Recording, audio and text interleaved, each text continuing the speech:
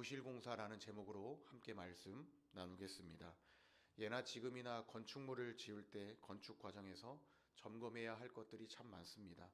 예를 들면 건축물을 지을 땅의 부지, 그 위치나 땅의 상태를 살펴보아야 되겠고, 건축물에 관한 설계도가 있어야 하겠습니다. 무엇보다 건축을 진행하는 과정에 있어서 건축 자재는 얼마 할지, 또 자금 조달을 어떻게 할 것인지에 관한 구체적인 계획이 필요할 줄로 압니다. 요즘처럼 전문화된 지식이 있어서 또는 건축 기술이 있어서 더더욱 신경 써야 할 것이 상대적으로 적은 경우는 없습니다. 예나 지금이나 전문화된 지식이나 기술이 있던 없던 신경 써야 할 것들이 참 많을 수밖에 없다는 것이죠. 왜냐하면 기계가 사람을 대신하지 않기 때문에 평균적으로 많은 시간과 인력이 투입될 수밖에 없었고, 예기치 못한 곳에서 건축하면서 일이 생기거나 하면 공사가 지연되는 경우는 빈번했습니다. 또 그 기간 또한 만만치 않았다라는 것이죠. 전문적인 기술과 지식이 지금처럼 발전하지 않았을 때에도 그 당시 세련된 방법으로 건축은 어떻게 해서든지 이루어졌습니다. 즉, 사람이 건물을 짓는 것은 인류 문명상 언제나 가능했다라는 것입니다. 여러분도 잘 알다시피 이집트의 피라미드, 그리고 중국의 진시황이 세운 만리장성도 사람이 세운 건축물입니다. 다만 문명이 지금처럼 전문적인 지식과 기술을 갖추고 있지 않더라도 크고 화려한 건축물을 지을 수 있었던 것은 일사불란하게 움직이는 조직력을 갖추었기 때문입니다. 여러분, 사람이라는 자원이 화려한 기술과 전문적인 지식보다 정말 중요하고 대단합니다. 따라서 이스라엘 백성도 누군가 앞장서서 건축물을 세우자고 지도를 한다면 건축할 수 있는 탁월한 조직력을 갖춘 사람인 것은 분명합니다. 하지만 안타까운 것은 오늘 말씀에서 하나님의 백성으로 부르심을 받은 하나님의 자녀들, 이 이스라엘 백성들이 하나님의 성전을 아름답게 세우고 가꾸어 가는데 선택과 집중을 다하지 않고 하나님이 주신 탁월한 조직력을 엉뚱한 데 사용한 것을 오늘 말씀은 지적하고 있습니다. 그리고 이 일을 가리켜 악하다 말씀합니다.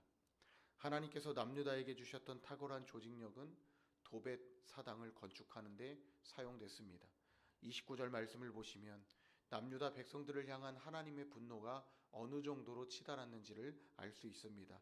예레미야가 갑작스럽게 남유다 백성들에게 너희의 머리털을 베어버리라 말하면서 벌거벗은 산 위에서 너희가 통곡하게 될 것이라 말씀하고 있는 것이 아닙니다. 하나님께서 이 세대를 끊어버리시겠다라고 어목한 말씀을 하신 것은 남유다 백성들이 더 이상 하나님 앞에서 거룩한 백성일 수 없기 때문입니다. 스스로 여호와 하나님이 보시기에 바르고 정직한 길을 걸었다면 하나님께서 남유다 백성들을 가리켜 악하다 말씀하실 이유가 없습니다. 여러분도 잘 알다시피 예레미야 7장 말씀은 예루살렘과 성전에 관한 경고의 말씀입니다. 여기서 하나님은 예레미야를 통해 예루살렘이 결국 폐허가 될 것이라 말씀하십니다. 그리고 성전뿐만 아니라 남유다 백성의 삶의 전부를 잃어버리게 될 것이라는 의미로 머리털을 베어버리고 벗은 산 위에서 통곡하라는 말씀을 하시는 것입니다. 결국 하나님께서 이 세대를 끊어버리시겠다는 말씀은 더 이상 하나님께서 하나님의 백성들의 죄를 간과하시지 않고 동시에 하나님의 백성들의 죄를 드러내시겠다는 말입니다. 여기서 예레미야가 지적하는 남유다 백성들의 죄는 예루살렘 남쪽 끝에 있는 흰놈의 골짜기에 도벳 사당을 건축한 것입니다. 그러면 흰놈의 골짜기에 도벳 사당을 건축한 것이 왜 악한 일일까요? 우리 30절 말씀 함께 읽겠습니다. 시작. 여호와께서 말씀하시되 유다 자손이 나의 눈앞에 악을 행하여 내 이름으로 일컬음을 받는 집에 그들의 가증한 것을 두어 집을 더럽혔으며. 아멘. 하나님께서 말씀하시기를 내 집을 더럽혔다 말씀하십니다. 하나님이 하나님의 백성들과 만나시는 집인 성전이 있는 예루살렘 도시 안에 도벳 사당을 두었기 때문에 하나님은 악하다 말씀하시는 것입니다. 이방 신전에서 제사를 드릴 때 사용하는 도구들을 마치 예루살렘 성전 안에 둔 것처럼 남유다 백성들이 역겨운 우상 숭배를 한다는 말씀입니다. 그래서 하나님은 이 일을 가리켜 악하다 말씀하십니다. 여러분, 본래 도벳은 요시아가 파괴했던 곳입니다.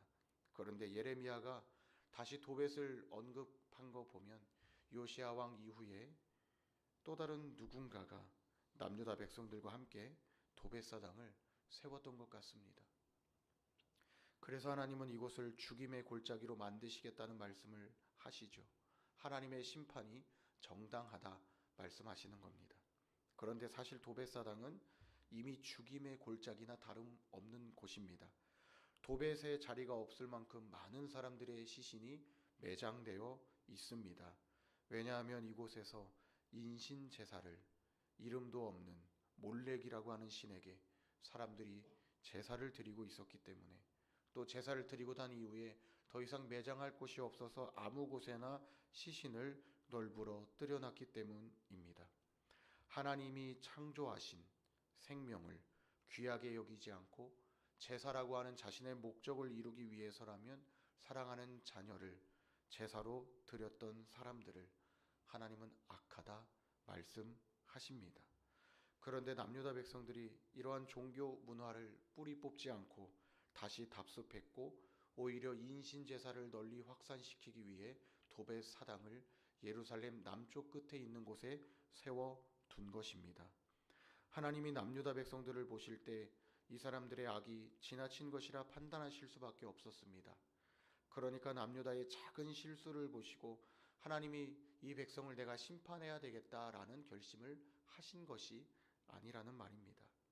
하나님의 성전을 두고 다른 곳에서 하나님이 가장 싫어하시는 일로 제사를 드린다면 설령 그것이 이 사람들이 하나님께 말하기를 나는 여호와 하나님께 제사를 드렸다 말한다 할지라도 하나님이 기쁘시게 받으실 만한 제사가 될 수 없고, 또는 하나님께 제사를 드린 것이라 말할 수 없습니다.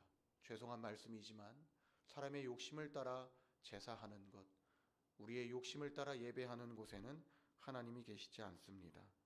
예레미야 8장 1절에서 3절 말씀은 도벳 사당에서 인신제사를 드린 남유다 백성들이 예루살렘이 황폐해지고 난 이후에 아무데도 시신을 묻지 못할 것이라는 말씀을 기록하고 있습니다. 이미 자리가 없을 만큼 도벳 사당 근처에 시신이 널려 있다 하더라도 7장 33절과 34절 말씀을 보면 예루살렘이 황폐해지는 날에 백성의 시체가 공중의 새와 땅의 짐승의 밥이 될 것을 예고하고 있습니다. 심지어 그것을 쫓을 자가 아무도 없을 것이라 말씀합니다. 이날 유다 성읍에 있는 사람들의 일상은 더 이상 기쁜 일이 가득한 일상이 아닙니다. 기쁨이 사라지고 곳곳에 슬픔이 가득할 수밖에 없는, 그 소리가 끊어지게 되는, 땅이 황폐해지는 날이 됩니다. 지금도 마찬가지이지만 이때도 시신이 묻히지 못한다는 것은 굉장히 큰 불행에 가까운 일이었습니다. 우리는 태어나면서부터 저마다 존엄성을 가지고 태어납니다. 그러므로 누구라도 삶의 마지막 순간에 사랑하는 가족이나 친척 또는 친구 그리고 이웃에게 죽음에 관해서 존중받지 못한다면 참 슬픈 인생을 살았다 여길 것입니다. 특히 시신이 묻힐 곳이 없다면 더욱 그러하겠죠. 하지만 말씀을 보면 하나님은 남유다의 우상 숭배로 인해 남유다의 기강 자체를 흔들어 버리시면서 남유다의 내일이 가장 큰 불행이 닥쳐올 것이라 말씀하십니다. 왕과 지도자 그리고 제사장과 심지어 선지자와 주민까지 아무도 그 뼈가 예루살렘 어디에도 묻힐 곳이 없다는 말씀을 하십니다. 여러분, 이 말은 지금 남유다 백성들에게 예언하고 있는 예레미야조차도 예루살렘에 묻히지 못할 것이라는 말씀입니다. 만약 하나님이 말씀하신 대로 그들의 뼈가 땅에 묻히지 못하고 이 사람들이 하나님보다 더 사랑했던 해와 달과 하늘의 무별과 같은 그 1월 성신 앞에 펼쳐진다면 당장에는 하나님과 하나님의 백성의 관계가 또다시 단절되는 것처럼 보일 것입니다. 그러나 하나님의 심판은 궁극적으로 하나님의 백성이 멸망하도록 내버려두는 데 있질 않습니다. 비슷한 예로 열왕기하 23장 16절 말씀을 보면 과거에 요시아가 도벳 사당을 더럽혔던 일이 기록되어 있습니다. 요시아는 이곳에서 우상의 제단과 베델의 금송아지 제단 위에 그 우상을 섬겼던 자들의 뼈들을 불사르고 그 제단을 더럽혔습니다. 같은 방법으로 하나님은 하나님이 아닌 다른 신들을 숭배하는 백성들에게 경고하시면서 동시에 하나님께로 돌아오라는 말씀을 하고 계십니다. 요시아의 행동은 다른 신들을 숭배하는 백성들에 대한 경고였지만 다시 하나님께로 돌아가자는 결단이었습니다. 하나님께서도 저와 여러분에게 동일한 말씀을 하고 계십니다. 우리가 우상을 숭배했던 것이 있다면 땅 아래 묻어두고 하나님께로 돌아가야 되겠습니다. 말씀을 맺겠습니다. 지금까지 예루살렘에 성전이 존재하거나 보존되어 있지는 않습니다. 솔로몬이 지었던 화려한 성전, 스룹바벨이 세웠던 더 크고 화려했던 성전, 그리고 헤롯 대왕에 의해 지어졌던 성전이 지금 예루살렘에 남아있지 않습니다. 사랑하는 성도 여러분, 예루살렘 성전은 여러 차례 파괴됐고 예루살렘 성읍이 황폐했던 때가 있었습니다. 이스라엘의 지난 역사가 우리에게 주는 교훈은 사람이 한번 세워둔 건축물은 영원할 수 없다는 것입니다. 그리고 건축물보다 더 중요한 것이 있다면 그곳에 하나님이 계시냐고 자신할 수 있냐는 것입니다. 하나님과의 관계가 단절되지 않고 지속 가능하려면 악을 멀리해야 합니다. 만약 하나님보다 더 사랑하는 것이 있다면 멀리해야 되겠습니다. 삶의 우선순위를 하나님으로 정해두실 수 있길 바랍니다. 또 한 가지, 하나님과의 관계에 있어서 끝까지 하나님께 집중하실 수 있길 바랍니다. 하나님의 성전을 두고 도벳 사당을 세우고 이곳에서 제사를 드린 것은 스스로 하나님과의 관계를 끊어버리겠다는 것을 선포한 것과 다르지 않습니다. 어떤 여건 속에서도 하나님께 집중하고 하나님과의 관계를 아름답게 세워가실 수 있길 바랍니다. 하나님의 영광이 머물 수 있는 성전은 예루살렘에 있는 성전이 아닌 저와 여러분입니다. 하나님이 머무실 아름다운 성전인 저와 여러분의 신앙과 삶이 부실공사가 아닌 기초공사가 잘 되어 아름답고 멋진 성전, 우리 하나님의 성도로 거듭나실 수 있길 축원합니다. 하나님과의 깊은 교제를 갈망하는 하나님의 백성은 오늘도 지난날에 우리의 잘못을 하나님께 아뢰고 거룩한 삶을 살기 위해 하나님의 말씀을 붙잡고 따릅니다. 그러면서 조금씩 거룩해져 갑니다. 하나님과의 깊은 교제로 인해 신앙과 삶의 거룩함을 회복하고 하나님의 성전을 아름답게 세워간다면 우리에게 가장 큰 복이 선물로 주어진 줄로 믿습니다. 사랑하는 성도 여러분, 이 아침 공통된 기도 제목을 나누고 개인 기도를 하시고 돌아가겠습니다.